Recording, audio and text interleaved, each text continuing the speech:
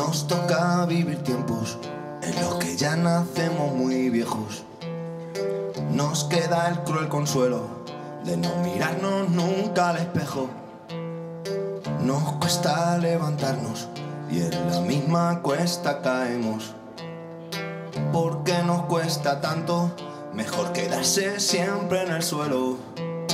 Se nos cambia la mirada cada vez que se nos rompe el alma. Se nos quitan todas las ganas.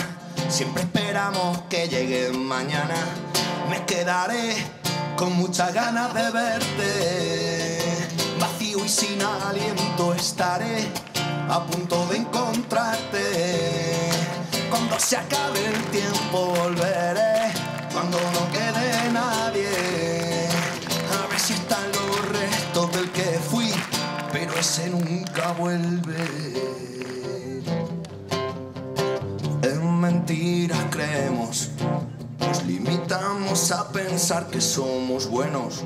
Nunca nos preguntamos, solo hablamos, reímos y a veces lloramos.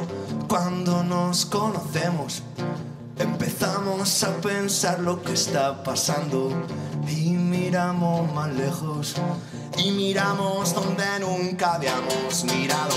Se nos hace corto el tiempo cada vez que el corazón se embala. Se nos pasa la vida entera buscando aquella eterna mirada. Me quedaré con muchas ganas de verte. Vacío y sin aliento estaré a punto de encontrarte.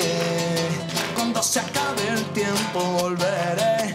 Cuando no quede nadie, a ver si están los restos del que fui, pero ese nunca vuelve. Nunca vuelve. Nunca vuelve.